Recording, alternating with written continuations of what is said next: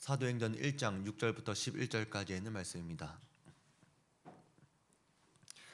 그들이 모였을 때에 예수께 여쭈어 이르되 주께서 이스라엘 나라를 회복하심이 이때니까 하니 이르시되 때와 시기는 아버지께서 자기 권한에 두셨으니 너희가 알 바 아니요 오직 성령이 너희에게 임하시면 너희가 권능을 받고 예루살렘과 온 유대와 사마리아와 땅 끝까지 이르러 내 증인이 되리라 하시니라.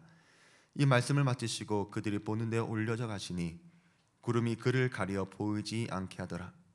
올라가실 때에 제자들이 자세히 하늘을 쳐다보고 있는데 흰 옷 입은 두 사람이 그들 곁에 서서 이르되 갈릴리 사람들아 어찌하여 서서 하늘을 쳐다보느냐 너희 가운데에서 하늘로 올려주신 이 예수는 하늘로 가심을 본 그대로 오시리라 하였느니라. 아멘. 오늘부터 우리가 수요 예배를 통해서 사도행전을 좀 묵상해 보길 원합니다. 현재 우리 교회가 다시 부흥하는 교회, 또 전도하는 교회, 그래서 위대한 사명을 감당하는 교회가 되어야 하는데, 사도행전은 한국 교회가 부흥할 때에 가장 많이 사용되었던 성경 본문이기도 합니다. 사도행전은 사도들이 성령에 이끌려서 복음을 증거했고 성령의 기적 같은 이야기들이 많이 기록되어 있습니다. 그런데 그런 사도행전이 처음부터 승승장구하는 환상 같은 이야기로만 구성된 것은 아닙니다. 실제로 사도행전은 처절한 우리의 삶의 현장까지 담고 있습니다. 오늘 설교의 제목을 남겨진 사람들이라고 이름을 붙였습니다. 실제로 사도행전은 남겨진 사람들, 예수님께서 승천하시고 남아있는 제자들의 이야기이기 때문에 그렇습니다. 그러나 사도행전을 성령행전이라고 부르는 것처럼 성령 하나님께서 남겨진 이 사람들을 통해 어떤 위대한 일을 행하셨는지를 보면서 장차 우리 주한교회 모든 성도들도 하나님의 인도하심과 그 과정을 바라보면서 초대교회 성도들의 모습, 또 그 헌신과 그 수고를 닮아가기를 원합니다. 예수님은 부활하신 후에 40일 동안 제자들과 함께 계시면서 많은 증거로 부활을 증거하셨고 하나님 나라에 대해 말씀을 해 주셨습니다. 제자들은 그런 말씀을 들으면서 궁금해졌습니다. 그래서 예수님께 묻습니다. 주님께서 이스라엘 나라를 회복하심이 이때입니까? 그런데 예수님의 대답은 의외였습니다. 너희가 알 바 아니라는 것입니다. 이르시되 때와 시기는 아버지께서 자기의 권한에 주었으니 너희가 알 바 아니요. 이런 예수님의 반응은 우리가 생각지 못한 반응일 것입니다. 어쩌면 너무나도 불친절해 보이는 대답입니다. 여러분이 고민 끝에 목사님한테 상담을 받으러 왔는데 제가 여러분에게 알 바 아니에요, 여러분은 알 바 아니에요, 이렇게 얘기하면 어떨 것 같아요? 그냥 아닌가 보다. 우리 집사님은 아닌가 보다. 그런데 예수님의 이런 반응을 이해하지 못했던 것은 그 당시 제자들이 앞으로 일어날 일들에 대해서 상상조차 하지 못했었기 때문에 그렇습니다. 십자가가 그렇습니다. 예수님께서 십자가를 지셔야겠다라고 말씀하셨을 때 제자들은 이해할 수 없었습니다. 그러자 베드로는 주여 그리 마옵소서 하고 예수님을 말립니다. 마태복음 16장에 있는 말씀 보니까 이때로부터 예수 그리스도께서 자기가 예루살렘에 올라가 장로들과 대제사장들과 서기관들에게 많은 고난을 받고 죽임을 당하고 제3일에 살아나야 할 것을 제자들에게 비로소 나타내시니 베드로가 예수를 붙들고 항변하여 이르되 주여 그리 마옵소서 이 일이 결코 주께 미치지 아니하리이다. 예수님의 제자들은 예수님의 십자가를 이해하지 못했습니다. 부활도 그렇습니다. 예수님의 제자들만 부활을 믿지 못한 것이 아니라 당시 사두개인들도 부활이 무엇인지조차 감을 잡지 못했습니다. 그래서 마태복음 22장에 부활에 대한 질문을 합니다. 마태복음 22장 25절부터 28절에 있는 말씀을 가만히 보면 예수님, 율법에 따르면 형이 죽으면 형수를 동생이 물려받아서 대를 잇게 하는데 7 형제가 모두 그렇게 죽었고 마지막 여자도 죽게 되었습니다. 그러면 부활 후에는 이 여자는 누구의 아내가 됩니까? 하고 물으니까 예수님께서는 부활 때에는 장가도 아니 가고 시집도 아니 가고 하늘에 있는 천사들과 같으니라 그렇게 대답하셨습니다. 그러니까 예수님의 제자들도 당시의 사람들도 부활을 알지 못했던 것입니다. 그러나 지금은 이제는 제자들은 이제 다시 살아나신 예수님을 보고 확실한 많은 증거를 얻게 되는 것입니다. 그러니까 우리의 이해는 땅에 머물러 있을 때에는 하늘의 비밀을 알 수 없습니다. 우리가 믿음으로 보이지 않는 것들을 미리 다 볼 수 있다면 너무나 좋겠지만 우리의 연약한 한계로는 다 알 수 없는 부분도 분명히 있다는 것입니다. 하나님의 나라의 때도 그러한 의미입니다. 제자들은 아마 하나님의 나라가 회복되고 이스라엘이 회복된다고 하는 이 개념에 대해서 오해했는지도 모릅니다. 이제부터 하나님의 나라가 선언이 되면 이스라엘도 독립을 하고 이제 어깨 피고 기죽지 않고 살 수 있지 않을까? 그렇게 생각했을지 모릅니다. 그러나 하나님 나라의 회복은 제자들이 생각하는 그런 의미가 아니었습니다. 그러니까 회복의 때는 그렇게 시작되는 것이 아니라는 것입니다. 우리 성도들이 신앙생활할 때도 그렇습니다. 예수 믿고 복 받아라, 예수 믿고 구원받아라 그렇게 말하니까 우리가 교회를 다니면 뭔가 달라지지 않을까? 뭔가 새롭게 되지 않을까? 뭔가 복을 받게 되지 않을까? 우리의 원한도 갚아지게 되고 우리의 원수들도 사라지게 되고 고난도 해결되지 않을까? 그리고 지금이 그때인가? 지금 우리 교회도 가족 구원에 대해서 힘을 쏟아붓고 있습니다. 그러면서 우리는 이런 생각을 하게 될 것입니다. 올해는 우리 가족들이 나올 수 있을까? 근데 예수님께서 우리에게 대답하실 때에 때와 시기는 너희가 알 바 아니다. 그 이야기를 듣게 되면 우리는 속이 상하기도 하고 지치기도 할 것입니다. 그런데 예수님은 남아있는 제자들한테 확실히 대답을 해주는 대신 또 한 번 아리송한 말을 하십니다. 8절에 있는 말씀입니다. 오직 성령이 너희에게 임하시면 너희가 권능을 받고 예루살렘과 온 유대와 사마리아 땅끝까지 이르러 내 증인이 되리라 하시니라. 그러면 우리는 이제 우리가 권능을 받겠구나, 예루살렘과 온 유대와 사마리아 땅끝까지 가서 증인이 되겠구나. 그런데 막상 우리가 전도의 현장에 나아가 보면 우리는 증인이 된 것 같지 않습니다. 권능이 안 보입니다. 그러면서 고민합니다. 이게 권능인가? 권능이 뭐지? 어떤 권능이길래 예수님의 증인된 삶을 살 수 있을까? 혹시 돈을 주실 건가? 건강을 주실 건가? 미모와 매력을 주실 건가? 권력을 주실 건가? 그래서 우리는 예수님께 예수님 권능이 무엇입니까? 그렇게 묻고 싶은데 황당한 일이 일어납니다. 예수님께서 이 말씀을 마치시고 하늘로 올라가십니다. 이 말씀을 마치시고 그들이 보는데 올려져 가시니 구름이 그를 가려 보이지 않게 하더라. 되게 웃긴 거는 구름조차 그것을 예수님을 숨겨주고 있다는 거예요. 그러니까 제자들이 벙찐 거예요. 이렇게 가세요? 이게 끝이에요? 주님, 권능이 뭔지 말씀해 주셔야죠. 성령님이 어떤 권능을 주시는 건데요? 약속만 하고 그냥 떠나시면 어떻게 돼요? 밑에서 막 소리를 쳐도 아무 소리가 들리지 않습니다. 여러분이 승천을 주제로 한 어떤 성화를 보신 적이 있다면 아마도 빛나는 구름 위에 예수님께서 계시고 그 곁에 천사들이 나팔을 불고 날아다니고 밑에 제자들은 두 손 들고 찬양하고 엎드려 기도하는 그런 그림 어디선가 본 적 있지 않습니까? 그런데 오늘 말씀을 제자들한테 감정을 이입해서 보니까 그런 영광스러운 모습과 전혀 거리가 먼 당황스러운 그림이 연출되어야 할지도 모릅니다. 이렇게 제자들이 멍하니 구름 사이에 가리워진 예수님을 자세히 보려고 하늘만 쳐다보니까 천사가 뭐라고 하느냐? 갈릴리 사람들아 어찌하여 서서 하늘을 쳐다보느냐? 그러니까 이거는 천사도 황당한 것이고 제자도 황당한 것이고 보는 우리도 황당한 것입니다. 이건 뭐지? 여러분은 바로 이 그림을 절대로 잊어버려서는 안 됩니다. 왜냐하면 이런 상상을 하지 못하면 사도행전을 온전히 이해하는 데 어려움이 있는 것이고, 하나님께서 일하시는 우리의 삶의 현장을 놓칠 수 있기 때문에 그렇습니다.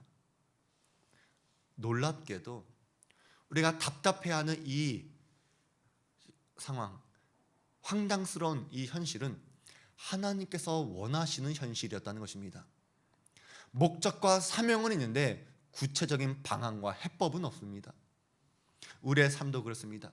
예수를 믿고 나니까 기뻐합니다. 감사합니다. 모든 문제가 문제로 보이지 않습니다. 주님이 내 아버지가 되어 주신다는 사실만으로도 우리는 눈물을 흘립니다. 그런데 교회 문 밖을 벗어나는 순간 우리는 주님 어디 계세요? 주님 말씀 좀 해주세요.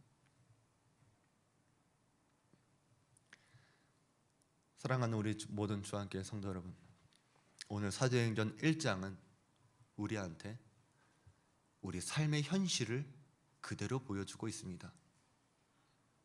우리는 신앙생활을 하면서 복된 것, 기적적인 것, 그런 것을 기대하면서 그런 것만 보려고 하는데, 성경은 이것이 우리의 삶이고 여기서부터가 시작이라고 말하고 있습니다. 그래서 제대로 된 신앙은 환상을 붙잡는 것이 아니라 현실을 살아갈 수 있는 지혜를 구하는 것부터 시작합니다. 그렇다면 여러분은 이제 어떻게 살아가시겠습니까? 하나님께서 여러분에게, 우리 교회에게 사명도 주셨고 명령도 주셨습니다. 우리가 그 일을 해내라고 기대도 하십니다. 근데 우리는 그 일을 어떻게 해야 할지 알지 못합니다. 하고는 싶은데 답이 없습니다. 그래서 제자들이 무엇을 합니까? 14절입니다. 여자들과 예수의 어머니 마리아와 예수의 아우들과 더불어 마음을 같이하여 오로지 기도에 힘쓰더라. 그러니까 이게 기도입니다. 주님이 함께 계시지 않는 것처럼 느껴질 때 우리가 할 수 있는 것은 기도밖에 없습니다.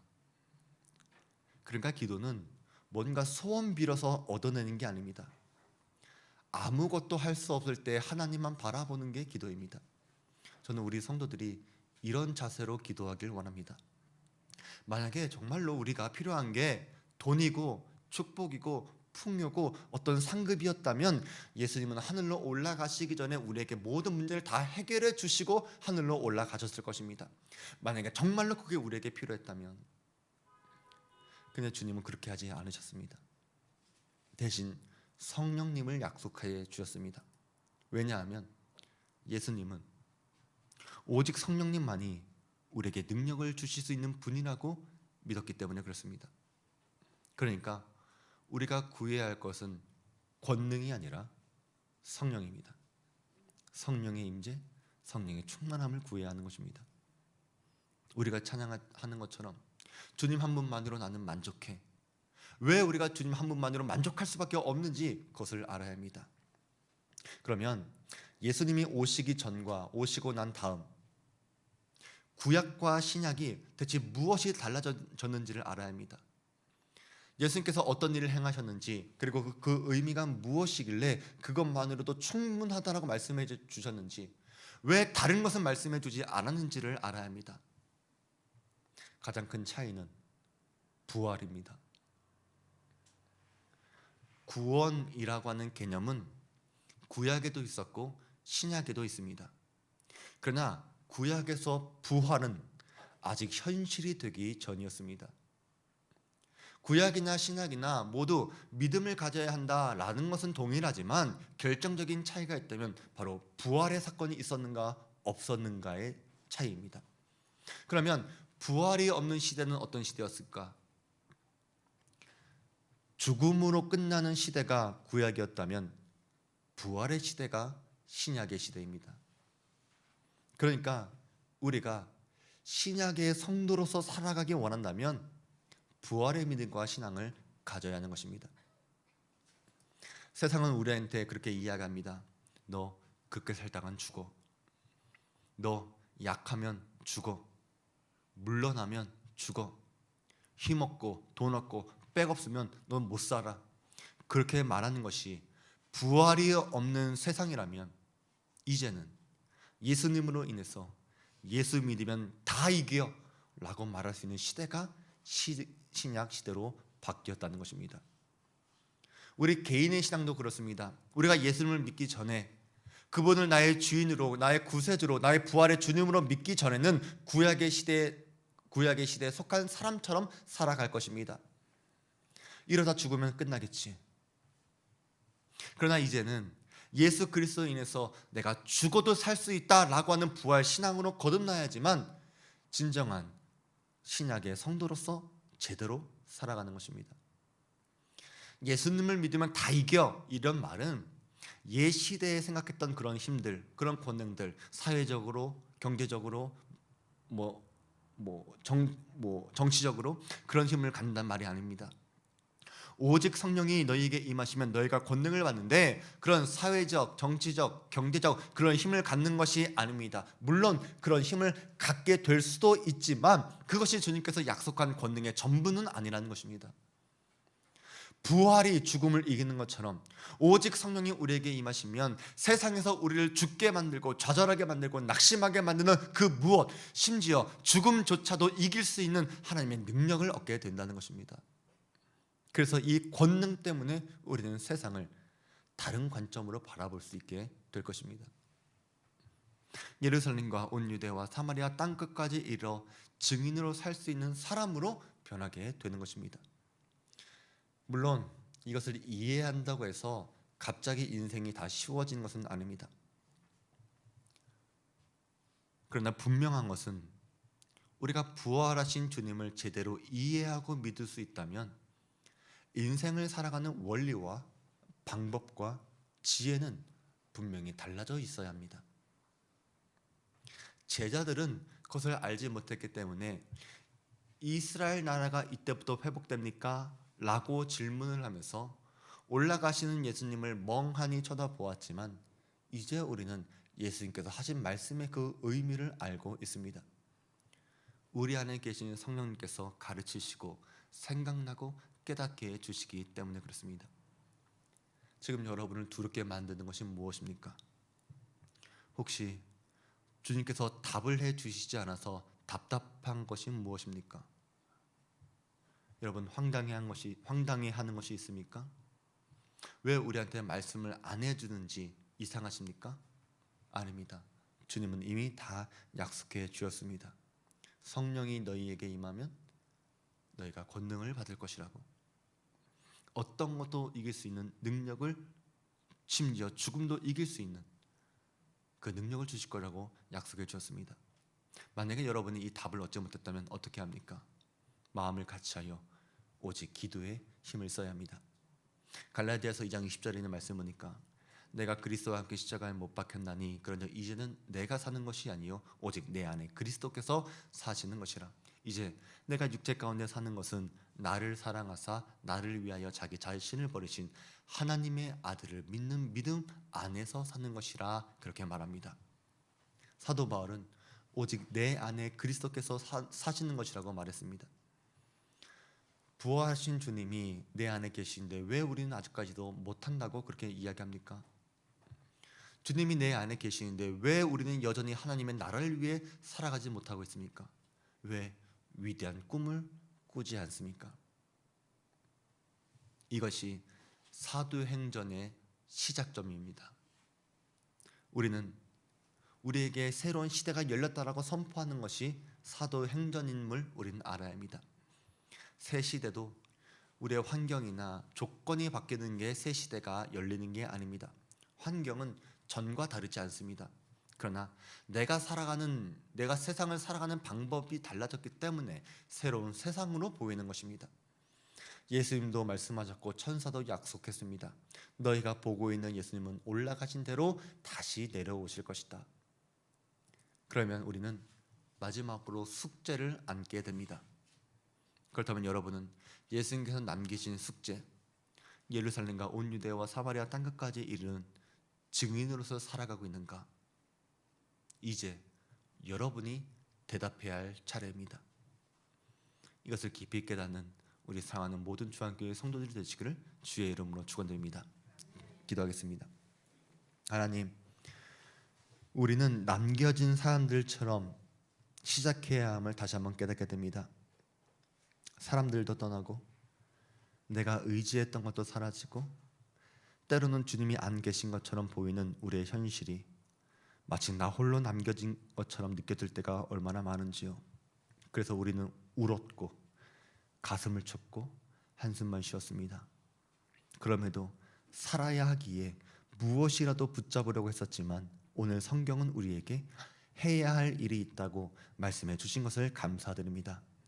주님이 우리에게 약속하신 것들, 위대한 명령과 위대한 사명과 위대한 교회를 이루시고자 하는 확실한 하나님의 뜻과 약속이 있는데 정작 우리의 현실에 무엇을 해야 할지 몰라 답답했지만 오늘 남겨진 사람들처럼 다시 오직 기도에 힘쓰는 우리 성도들이 되기 원합니다. 우리가 구할 것은 능력이 아닙니다. 성령의 임재부터 구해야 합니다. 우리 안에 계신 성령께서 인도하신 대로 마음에 감동을 주시고 우리의 마음이 이끄는 대로 우리 성도들이 차근차근 일어서가는 성도들 되게 하여 주시옵소서. 예수님의 이름으로 기도드립니다. 아멘. 하늘에 계신 우리 아버지여, 이름이 거룩히 여김 받으시오며 나라의 임하옵시며 뜻이 하늘에서 이루는 것 같이 땅에서 이루어지이다.